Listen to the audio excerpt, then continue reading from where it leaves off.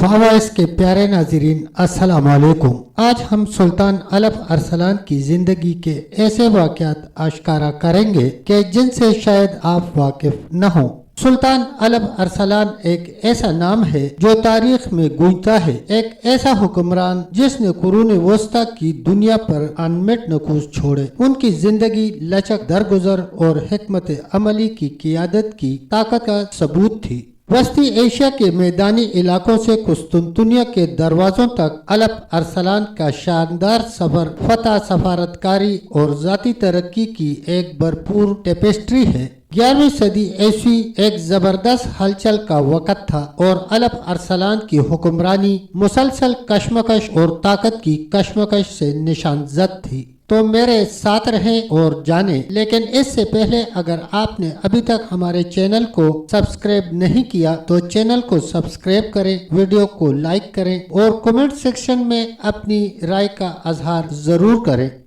بسم اللہ الرحمن الرحیم۔ جب سلطان الف ارسلان نے ڈومانوس کو زندہ گرفتار کر لیا تو سلطان نے اپنے ہاتھ سے اسے 3 کوڑے مارے اور پوچھا، اگر میں گرفتار ہو کر تیرے سامنے پیش ہوتا تو میرے ساتھ کیسے سلوک کرتا؟ ڈومانوس نے کہا، میں تم سے انتہائی برا سلوک کرتا۔ الف ارسلان نے کہا، میرے بارے میں تیرا کیا گمان ہے؟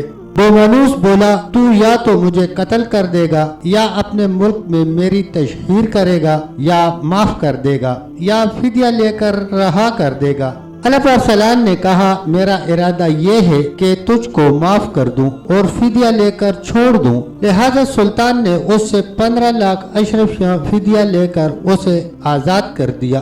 جب ڈومانوس روانہ ہونے لگا تو سلطان نے اسے پینے کے لیے مشروب دیا۔ وہ سلطان کے اس نیک سلوک سے بہت متاثر ہوا، زمین بوس ہوا، تکف تعظیم بجا لایا۔ سلطان نے از راہ عنایت 10,000 دینار فدیہ سے چھوڑ دیے تاکہ وہ اس سے زادرہ خرید سکے۔ خود اس کی پیشوائی کے لیے دور تک چلا گیا۔ گرفتار شدہ بطریقوں کی ایک جماعت کو آزاد کر کے بادشاہ کے ساتھ روانہ کر دیا تاکہ وہ تنہا سفر نہ کرے۔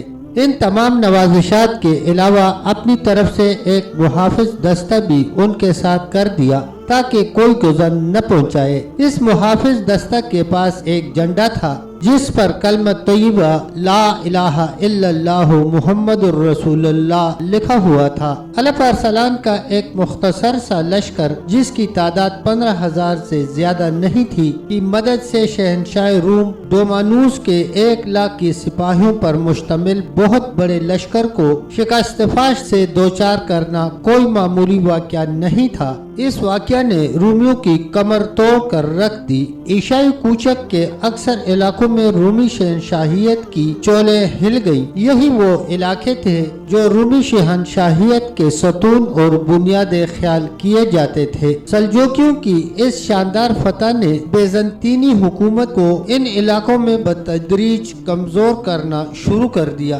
حتیٰ کہ ایک وقت وہ بھی آیا کہ اس قدیم ترین سلطنت کا عثمانیوں کے ہاتھوں خاتمہ ہو گیا۔ الف ارسلان ایک متقی اور پرہیزگار انسان تھا۔ فتح کے مادی اور معنوی ہر 2 اسباب سے استفادہ کرتا تھا۔ علماء اسلام کی ہم نشینی سے بہرور ہوتا، ان کی نصیحتوں کو گوش ہوش سے سنتا اور ان پر عمل کرتا۔ کیا ہی خوب نصیحت تھی جو عالم ربانی ابو نصر محمد بن عبد المالک بخاری حنفی نے کی۔ مارکہ ملازکرد جس کا ابھی ذکر ہوا ہے میں جب الف ارسلان رومی فوج کی کثرت دیکھ کر پریشان ہوا تو اس صوفی منش عالم نے اس کی ڈارس بندائی اور کہا، سلطان تو اللہ تعالیٰ کے دین کی حفاظت کے لیے جنگ کر رہا ہے اور اللہ کریم کا وعدہ ہے کہ اللہ تعالیٰ اپنے دین کو تمام ادیان پر غالب کر دے گا۔ آگے بڑھیے، اللہ تعالیٰ نے فتح و کامرانی آپ کے مقدر میں لکھ دی ہے۔ بروز جمعہ جب خطبہ اسلام ممبروں پر آپ کے نام کا خطبہ پڑھ رہے ہوں اور مجاہدین کے لیے دعا کر رہے ہوں تو عین اس وقت جنگ کا آغاز فرمائیے۔ اللہ کریم مسلمانوں کی دعاؤں کی لاج رکھے گا اور آپ فتیاب ہوں گے۔ جب وہ گھڑی آئی تو سلطان نے جمعہ کی نماز پڑھائی، اس پر رکعت طاری ہو گئی، داڑیں مار کر رویا، فوج کی بھی ہچکی بن گئی۔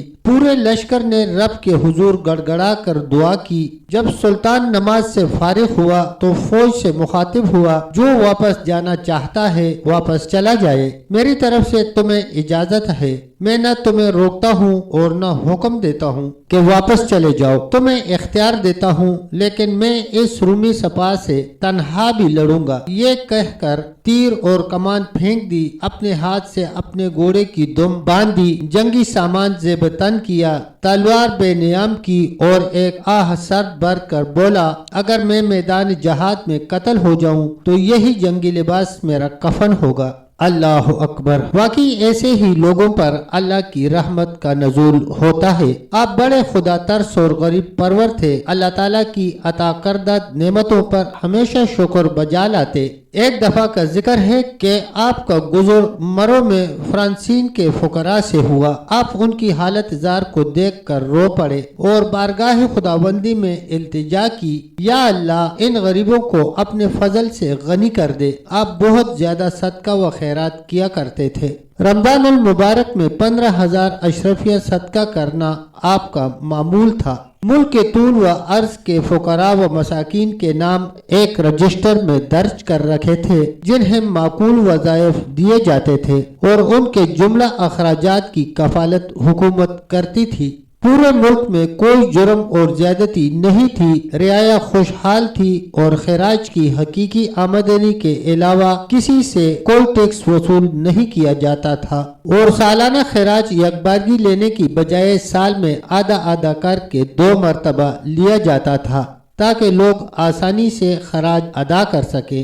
ایک دفعہ آپ کو اطلاع ملی کہ آپ کے ایک غلام نے اپنے کسی ساتھی کا تہبند چرایا ہے، تو آپ نے اسے سولی پر لٹکا دیا۔ یہ دیکھ کر غلاموں میں خوف و ہراس چھا گیا اور اس کے بعد چوری کا کوئی واقعہ پیش نہ آیا۔ آپ بادشاہوں کے سوا حیات ان کے اخلاق و کردار اور شرعی احکامات پر مشتمل کتابوں کے مطالعہ سے خاصا شغف رکھتے تھے۔ جب آپ کو اپنے حسن کردار اور ایفائے عہد کی بدولت دنیا اسلام میں شہرت نصیب ہوئی تو کئی فرمان رواؤں نے خود بخود آپ کی اطاعت قبول کر لی اور مخالفت ترک کر کے آپ کے ہم نوا بن گئے۔ ماوراء النہر سے لے کر شام تک کے دور دراز علاقوں کے بادشاہ آپ کی خدمت میں حاضر ہوئے اور آپ سے اتحاد کیا۔ تب تک کے لیے اتنا ہی، ملتے ہیں ویڈیو کے اگلے حصے کے ساتھ، تب تک کے لیے اللہ حافظ، اللہ نگہبان۔